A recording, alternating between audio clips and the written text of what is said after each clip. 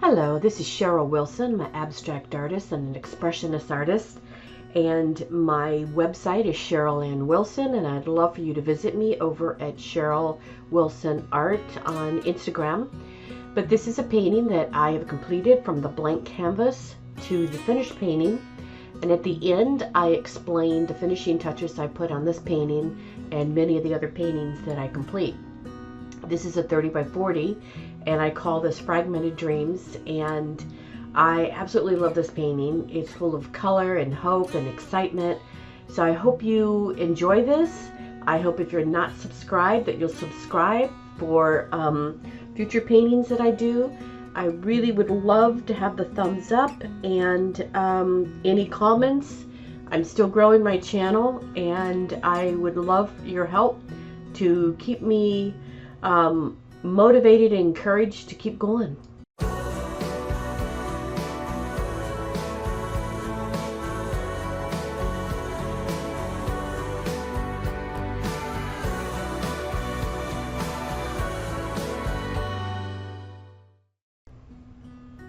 Okay, so as we start this canvas, I have it sped up twice as fast so that you can still see what I'm doing, but it's not an overwhelming, laborious task of watching me paint brushstroke by brushstroke. I use canvases that are pre-primed from the store, and these are quality canvases, so the prime that is on there I love, and I don't feel like I have to re-gesso them. I love how in some instances the paint, if it's really wet, will actually show some of the canvas through. I love that look. I did not start this canvas with what I normally start with, and that is charcoal lines. I went right in with paint. Sometimes as a intuitive painter, I start with whatever I just feel like painting. And the titanium white was there, and so I just dug in. I've included through this whole painting process over there in the thumbnail the finished painting, so you can see it's progressing, how some of the underpainting here as I'm painting pops through to the finished painting. You'll see at some point I kind of go off of these oranges and yellows and pinks and start into adding more blue, and then I pull that back. But the benefit of that is you can see some of the blues and the colors that I paint pop through, which just help give a more dynamic finished painting. So I'm not mad at what I have done.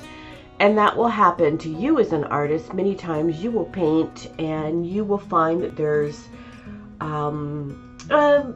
strokes that you make or layers that you put down that you think, okay, I'm just not real happy with that, and you go back and readdress. And so that's what I do throughout this whole painting process. I actually don't do a lot of pre-thinking and planning when I'm painting. Initially, I'm just getting paint down as the underpainting to inspire me to the next stroke, and that's what happens. I put paint down, and as you see, I'm using a smaller paintbrush instead of a large one, simply because that's just what I felt like doing, and I am mixing the paint with my hands on the canvas, mixing the paint into each other. Now, as you can tell, sometimes I'm adding colors that could turn into mud, which I don't care. I'm adding, even in the underpainting, things that are causing texture, like that is a shaper that is flat on the end, and that will cause me to draw through the paint. Off to the side, I do have colors of paint, and some of them are mixing into each other. Some of these colors at this point are straight out of the tube, all golden paints, straight out of the tube, but there is some mixing going on the canvas, which causes them to become harmonious and some are mixed over on my palette. So I am going to do an over talk through on some of the painting, and other parts I'm just going to keep quiet and let you watch me paint. And if you have questions, don't hesitate to ask down in the comments. I use a rolling type of a gesture with my brush a lot, and that's what you saw there. I use a lot of water.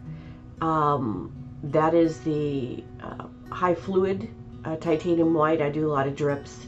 So you'll see in my paintings, I use some of the same gestures, some of the same techniques over and over again from one painting to the next. I'm using a foam brush there where I'm rolling the paint on. Some, as you can see, I don't know what direction this is at this particular point, but you'll see some of that show up on the painting. A lot of this does get hidden.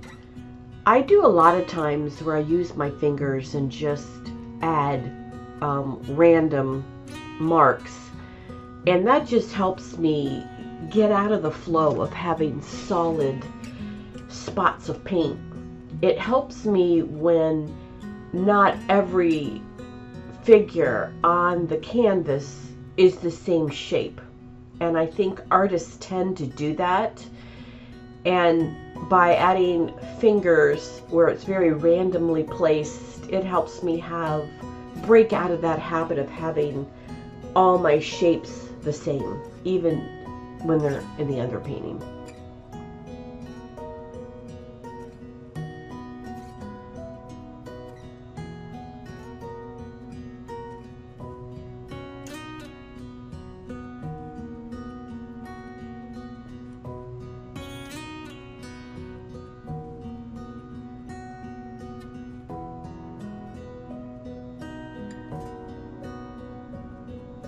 I love to do the splatters, so you'll see me do splatters a lot.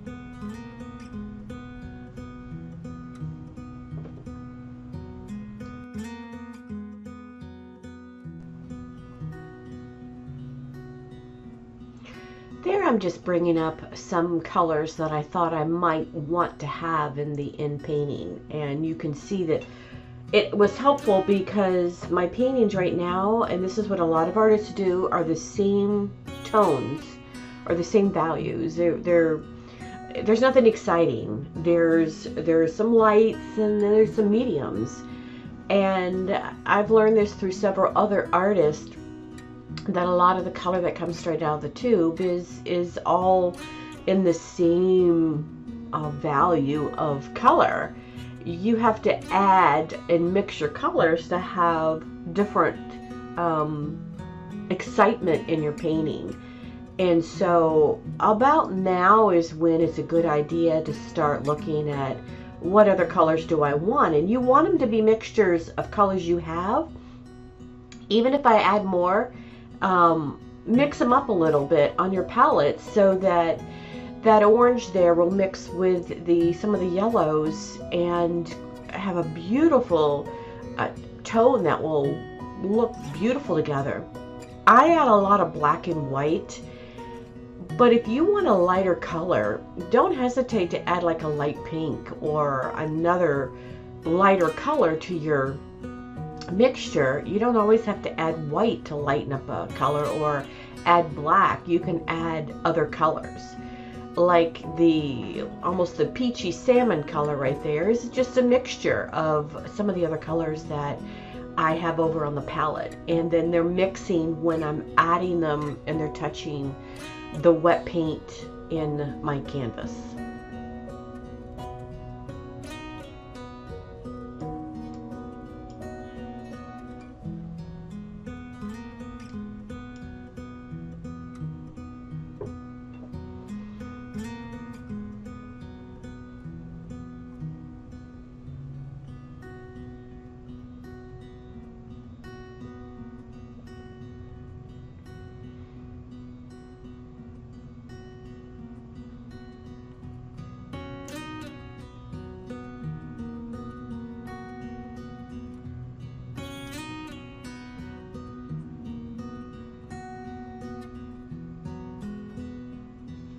The reason why I periodically turn the canvas upside down is because it gives me a different view of what I'm looking at, and not one area of the canvas becomes so precious to me that I'm changing the look.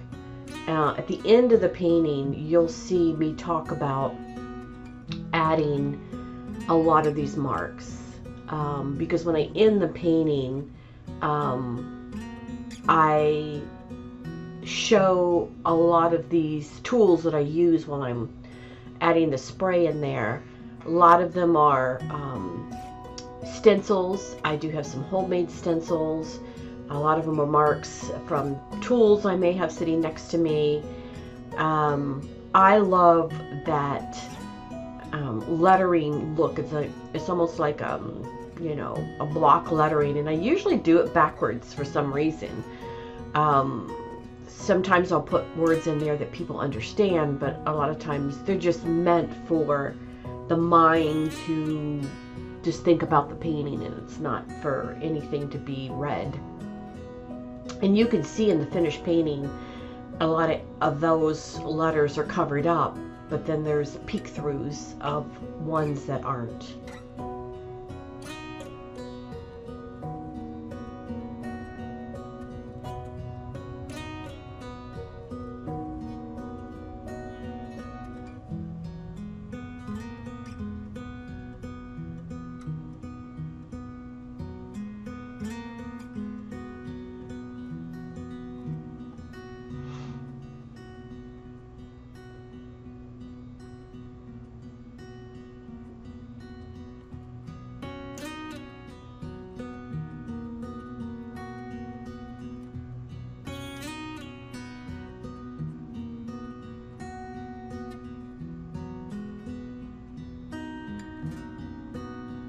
A lot of the white that I'm putting on there is a technique that is called by some artists veiling, and it just doesn't, because that titanium white is somewhat transparent, it doesn't completely hide what's underneath, but it does mask some of the areas so that the eye has spots and areas to go to.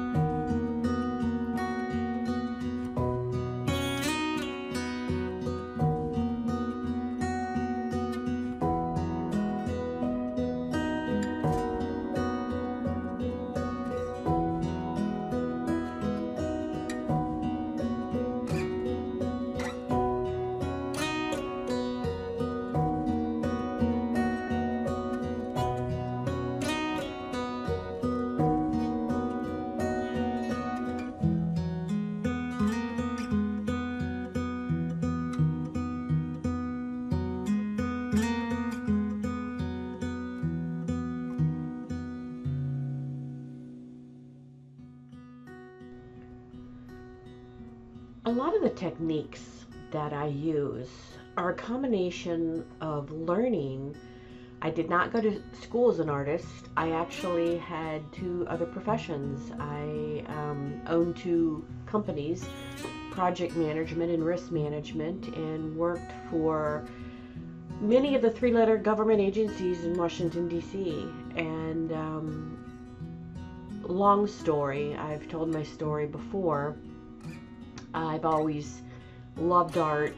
In college, I used to sit outside of the art studios and really want to be an artist, but my mother, who was extremely smart woman, the smartest woman I've ever known, she's since passed away with Alzheimer's.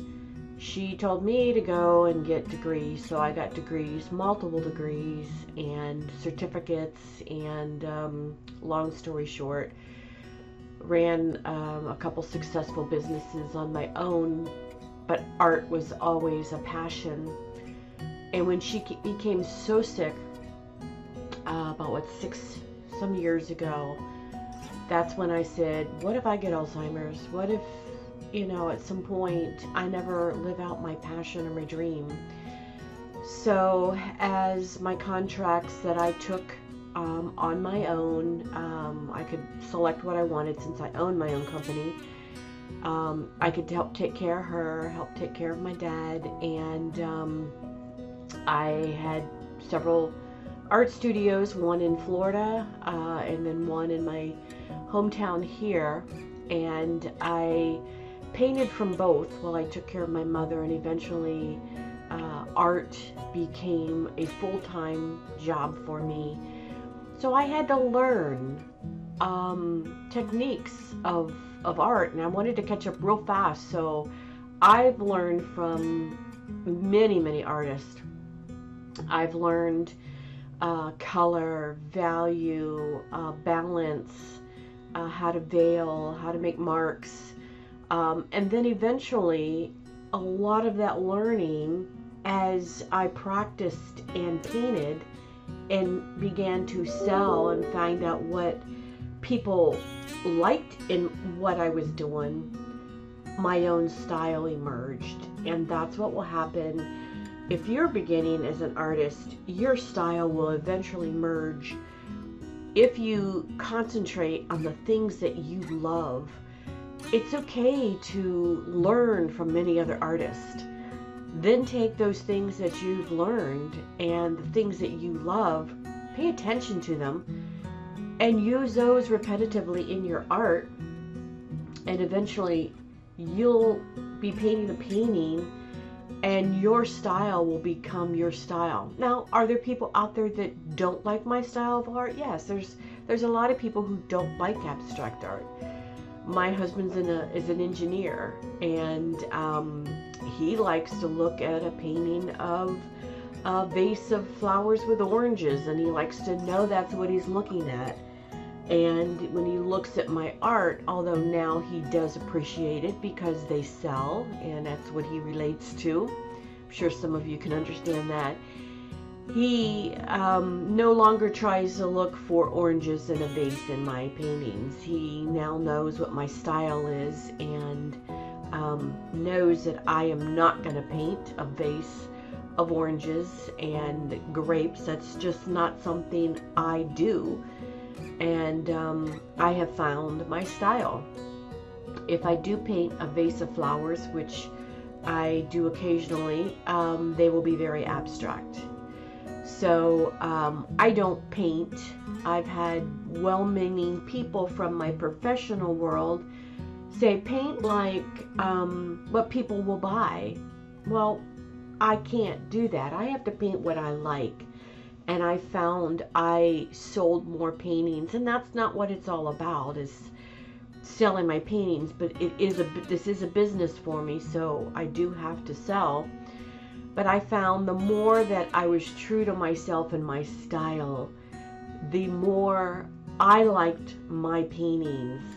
And I have found I have collectors that now follow my paintings and my style, and those that are looking for a different style will definitely follow another artist, and that is so okay with me.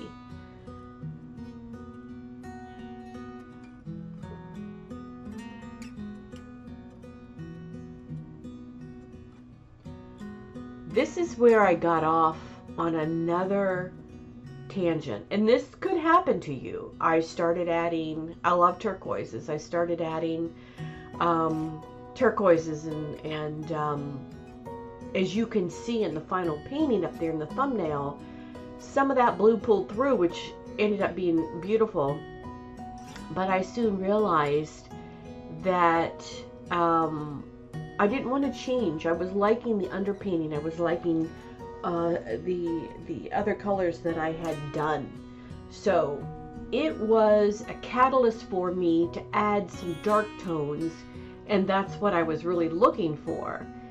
But as you see in the painting in the end, I did pull back some of that blue, and it became, you know, the colors underneath, and it helped. It wasn't I never look at anything as a mistake.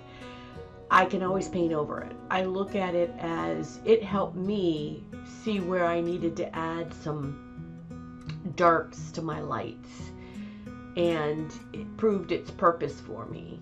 But I ended up pulling back a lot of the blue in the end.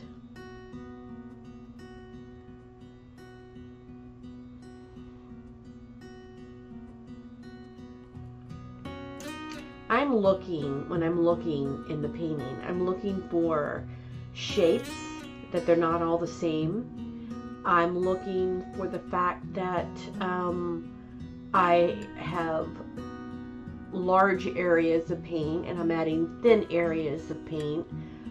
I want some areas that are maybe quiet because they're not as wild, and I'm looking for other areas that are very wild and chaotic.